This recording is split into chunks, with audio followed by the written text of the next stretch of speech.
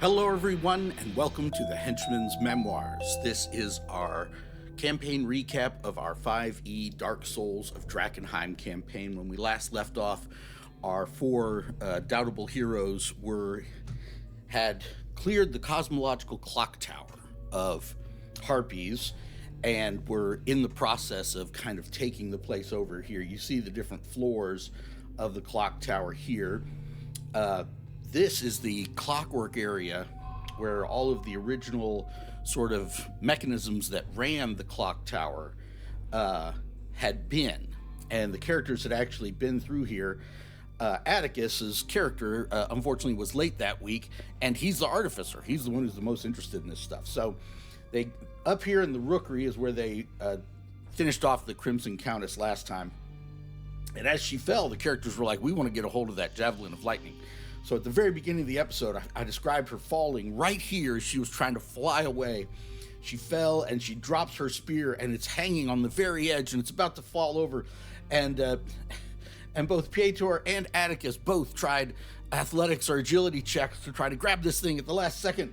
I described them bonking their heads together as it fell all the way down 400 feet, 300 feet, whatever it is, to the courtyard below. And it landed down there and they're like, well, that's that. I'm like, I mean, you could go down and get it. Which they eventually did, but first they kind of searched around this area and they found something pretty interesting, pretty important. I'm not sure if they figured out quite yet just how important it is, but they found an object called the Steward's Seal. And I gave them a history check, and I think it was Atticus who remembered enough about the history of the capital there, Drakkenheim, that centuries ago, each member of the emperor's or the king's sort of cabinet, sort of closest advisors, was given a different magic item sort of as a emblem of their station. And the steward of the city was given this, and he recognized it. And I gave them another check, and when Thaddeus did well on that check, he was like, I remember what you're talking about. Isn't the Lord Commander's seal part of that same sort of set of magic items they got? Because I know that the head of the hooded lanterns, I noticed him wearing it the last time we saw him.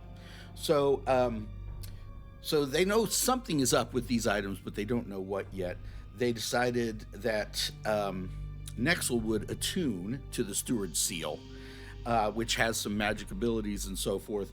And for now, he was just going to keep it under his robes. He's a hag-born sorcerer in a world where arcane magic is tightly regulated. So he already has his hood up about 99% of the time. So he attuned to the Lord Commander's seal, and they got ready to go up to the sort of attic area of this dungeon.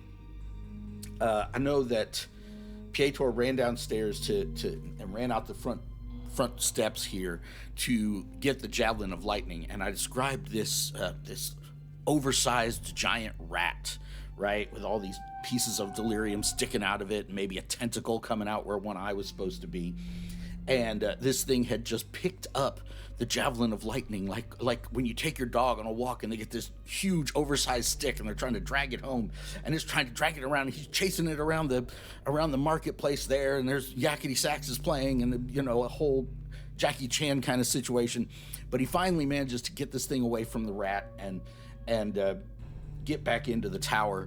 And I described the rat looking at a distance like that squirrel from Ice Age that's always chasing the acorn in those little shorts and stuff, and it's like watching him, and it's kind of rubbing its hands together. It's like, hey, I gotta get that lightning javelin back. And anyway, he brought it up here, and they got up to the attic, and they saw the remains of other camps that other adventurers had set up here. They found some good stuff. They found a couple potions.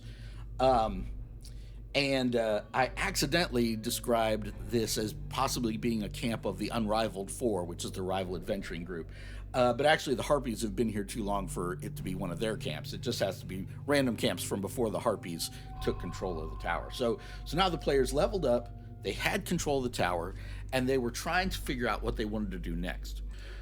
So the party is here. They are at their new base, which is the Cosmological Clock Tower here on the old market square, not far from the Dran River. They haven't been over to the river yet in the whole campaign. They haven't visited the shores of the river to find out what horrors I have swimming around in there.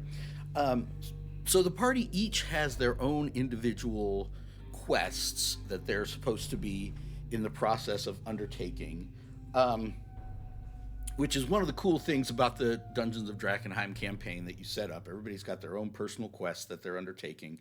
And everybody in this group does, except maybe Pietor, who's a stubborn player who is the bane of my existence, was just basically like, well, my personal quest is just to complete the whole campaign, rid the city of Delirium, solve the mystery of Delirium, and completely free the city from the curse.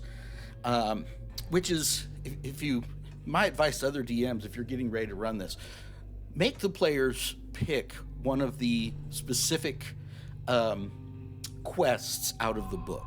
They're more limited in scope than that, and there's actually ways that the party, that individual party members can be like, well, I'm also trying to pursue my personal quest while we're engaged in these other things. So that would be my advice to other DMs. But they're here, and they didn't really have any leads currently on what they were supposed to do about their personal quests. They know what their personal quests are, but they haven't sort of gathered enough rumors or asked the right questions to the right people to try to figure out what the next step is. So the party knows that pretty soon the Hooded Lanterns and the Knights of the Silver Order are going to work together to take Temple Gate. So it's only been a day or two since they sent Petra Lang to go talk to them. So they know that's not going to be at least for a few more days before that's going to happen.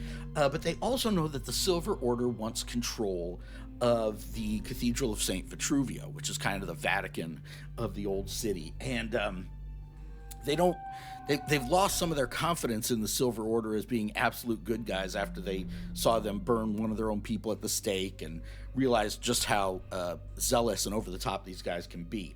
So although the Silver Order actually wants them to infiltrate this gate, Champion's Gate, and find out what's happening with the followers of the Falling Fire, my party decided after they rested up, they wanted to swing by sort of this cathedral and see if they could find out more about it before the Knights of the Silver Order even got a chance to get there.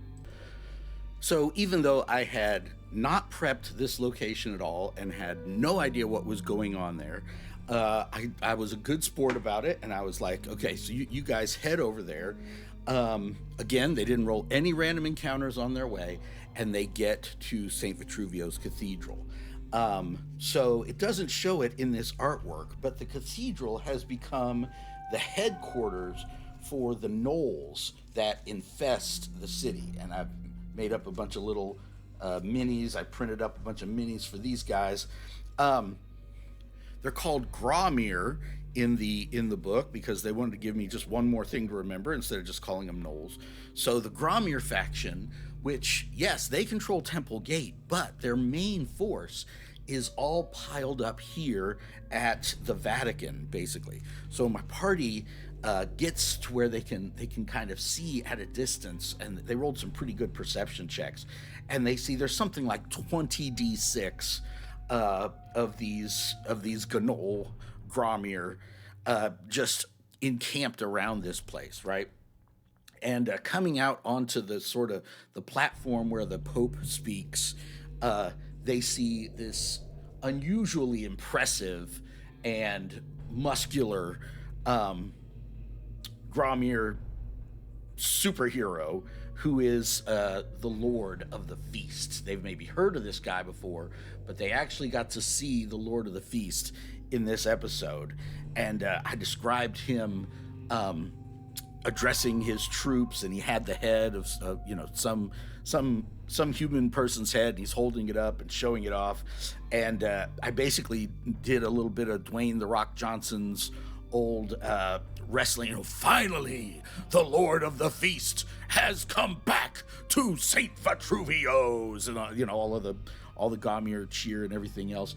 So the party decided right now might not be the perfect time to try to sneak in. to the cathedral and look around. Although, I gotta say, in Thaddeus's defense, he was ready to cast Pass Without Trace. He's like, let's pass without trace and get in there and see what's happening. But he was voted down, and the party decided to go meet up with the Hooded Lanterns instead.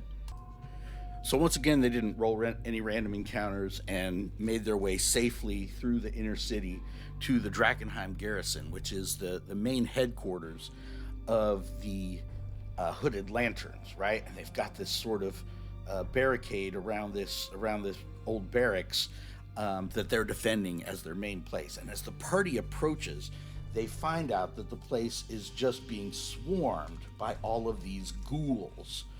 Right? I described a World War Z situation where there's just so many ghouls piling on top of one another.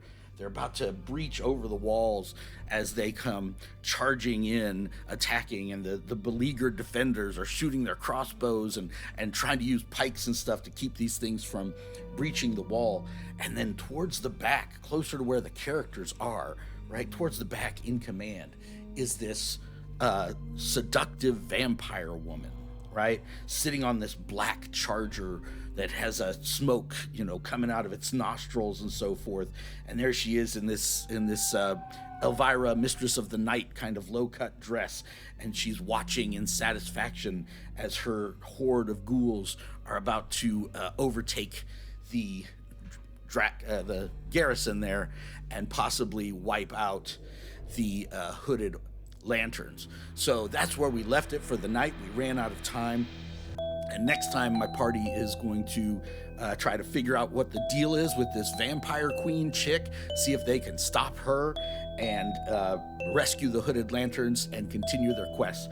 Join us next week for more. Thanks.